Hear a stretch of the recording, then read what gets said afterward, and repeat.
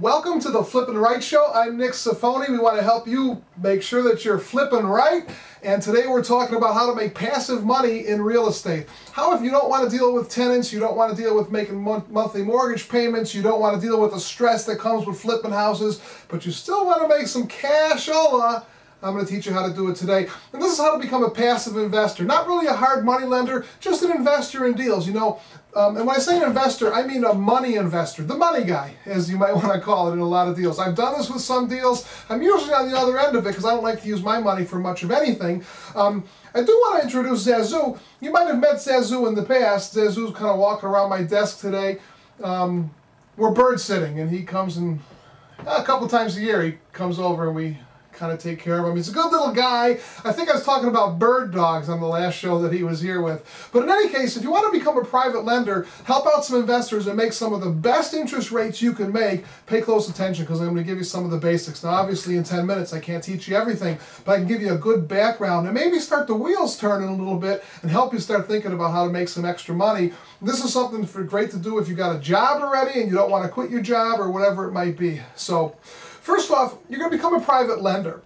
Now, it's totally safe if you do this right because most cases, you're going to have a mortgage on that house. You're going to have a second mortgage. In a lot of cases, you're going to have the first mortgage on that house. So really, I'll tell you what, if you do this right, in a lot of cases, hi Zazu, in a lot of cases, you're going to hope that the people default and you walk away with the building. So now most private lenders, guys that invest money to help full-time creative real estate investors get the deals done, make between 8 to 15% on their deals, sometimes more, sometimes less, and it usually is determined by the terms.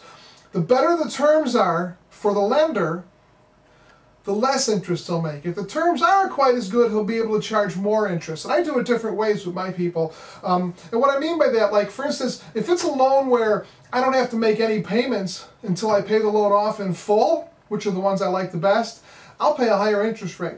If it's something where I'm going to make payments every month, I'll pay a little bit less because I'm putting cash out until my deal cashes out or until I sell the house or until I fill it or whatever it might be. Now, different types of deals you could use it on. You could use this for wholesaling. Now this is if you've got a substantial amount of money to lend. You know, there's plenty of investors out there who are looking to rehab houses. They want to buy the house cheap. They want to put $15,000, $20,000 into it. Paint, carpet, fix it up nice, turn around and sell it. But they need the cash to pay for that up front. And you know, some of these guys, excuse me, some of these guys have 5, 6 projects, even more, working at a time, so they don't have enough cash of their own to keep buying the houses. So if you can come up, I mean, most areas of the country, the littler towns, not the big cities, you can buy these houses for $30,000, $40,000, $50,000, put $20,000, $25,000 into them and sell them for $100, $125 if you're smart. Well, the guys that are doing that, they're looking for money. And most of them would be happy to pay you 12 to 15% if you invest the money on the deal. So what happens is, you invest the money, they buy the house with your money, now you own the mortgage. Now think about it, if you lend $40,000 on a mortgage where the house is going to be worth $125,000, you're safe. You've got the first mortgage. If he defaults, you take the house back. You take the house back, you're gonna, you know, you put the 20 grand into it and you sell it for $125,000 and make yourself a whole lot of money. But again, that's more hands-on. But I'm using that as an example to show you that it is safe if you're smart and you do your homework properly. We want to determine your own loan to value if you're going to be actually funding the whole project like that.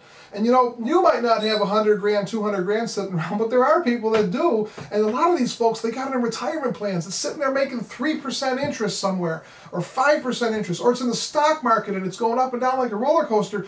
Real estate is a solid investment. And you know, nowadays, people are a little bit leery about putting their money in real estate. But what's the difference? If you buy right, it all happens when you buy right. You need to have enough of an education to know that the guy you're lending the money to has bought right and that your money is safe. And we'll talk about that in a minute. So, wholesaling, you can lend money, you can fund the whole deal. Now, if you've only got a little bit of money to invest, maybe you got 10 grand sitting in a CD somewhere and it's making 2% interest or 4% interest, and you'd rather that 10 grand make you 10 or 12% interest. Typically, when I buy a house subject to, in other words, they lend me the money, I mean, they deed me the house, I make their mortgage payments until my tenant buys it. Usually, when I buy a house like that, I borrow 10 grand right away. So I buy the house, the seller deeds me the house, I want some cash out of it. I get $4,000 or $5,000 from my tenant that's going to move in, or maybe more, but I want a little bit more up front. So I usually borrow $10,000 right up front from a private lender. I pay 15% on these, and I pay it per year. So if I borrow that $10,000, look at it like this: if I borrow that, if you lend me that $10,000, or anybody, or you lends anybody that $10,000, and you ask for 15% per year interest. If 3 months later that investor is ready to cash out that house, he gives you $11,500. So you just made 10%. I mean 15% of your money in 3 months. That's like making 40 or 45% interest or something like that. So that's another way to do it. Every time I buy a house, like I said, sub 2, I look for $10,000. They lend me the $10,000. It's 15% per interest per year. So as soon as we crack into the second year, I owe them for the whole second year right away. I don't make any payments though, because I'm getting such great terms. And when my tenant buys that house from me, that's when I pay it off. If any of you are interested in that, send me an email, flippinhelp@gmail.com, and we'll talk. But in any case, it's a good thing for me. I'm willing to pay the high interest because it lets me make about 15 grand every time I take a house sub 2. Not bad. Not bad for you either, or for whoever you're lending it to. It's a win-win for the whole team.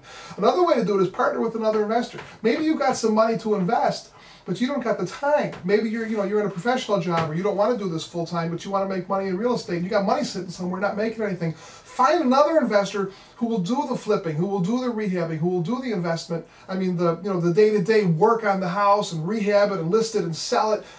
You be the money guy. Fund him. That's how I did my first deal, as a matter of fact. The guy had a house, but he had no money to repair it. So he had the house. I brought the rehab money in.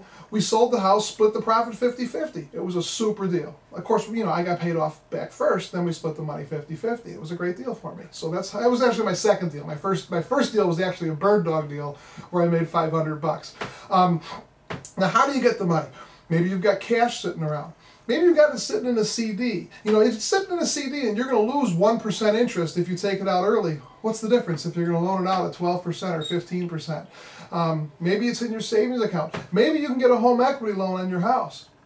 It's worth it. If you get a home equity loan on your house and you're paying 6%, if you can lend that money out to an investor at 12 or 15%, what are you waiting for? Again, make sure it's safe, and we'll talk about that in a minute. Another thing that you could do is your 401k. There are what's known as self-managed 401ks. And I don't want to really suggest a place, just look it up on Google. But there's self-managed 401ks where you can use the money in your 401k and your investment, your 401k plan can buy a home. And then what happens, the 401k plan, I'm going to ring the disclaimer bell because I'm not an attorney or anything, but the 401k plan buys a house. When the 401k plan sells that house, all that profit goes into the 401k plan tax deferred. So your 401k plan can profit from buying and selling property, and you don't pay taxes on it till whenever. I mean, it's different depending on talk to your accountant, but it's a great way to buy property. I have people that lend money to me, and they take it out of their self-managed 401k plan. So instead of sitting in there making peanuts, they lend it to me, and I let them make 12 to 15% on it. 10 grand to 100 grand, whatever it might be. So that's different places to get the money. Now, where do you find the investors? RIAs, your local real estate investor clubs, put an ad in the paper, money to loan. How about forums? Internet forums. Go to Google and type real estate investor forum or real estate investor message board, and you'll get a list of them. I suggest magicbullets.com, www.magicbullets.com. It's a great place to learn about real estate investing. I'm a moderator there. Great people, great community. But in any case, you can go to any of these forums and find people looking for your money, willing to pay 12, 15, maybe even 20% on your money. Usually 10 to 15% though. I'll pay 15% every day. So if you got money to lend, you let me know. And it's safe. Now you want to do your due diligence. You want to look at the property, or at least have some pictures. I mean, it could be across the country. At least have some pictures of the property so you kind of got an idea where your money's going. You want to look at comps. If the investor says the house is worth this much, and I want you to loan me this much, look at the comps. Make sure the house is really worth what that investor is telling you that house is worth. You might even want to run title if there's a mortgage involved. Now, people that lend me the 10 grand for my sub-2s, they don't even get mortgages. They just trust me. They give me the $10,000. It's tied to a house. When I sell that house, I pay them off. I borrow it, I pay it off. I don't have any problem. People trust me, and I have people willing to do it. But if there's a mortgage involved, and they're telling you you're going to be the first mortgage or you're going to be the second mortgage, run a title search, make sure you're the first mortgage or you're the second mortgage. Because again, sometimes a new investor doesn't even know. He's not bright enough to run a mortgage, to run a title check sometimes, so make sure you do that. Make sure that your mortgage is positioned where you're being told the mortgage is positioned. So get some pictures, get some comps, or if you trust the guy, you know, again, if you're lending the whole amount for an investor to buy a house, short term or long term, and you're lending him $40,000 on a $100,000 house, you're really pretty safe. In any case, I love you all. Thanks for watching. I'm Nick. This is Zazu. You're watching The Flippin' Right Show at www.rei-tv.com. Thanks for watching. Now go make an offer.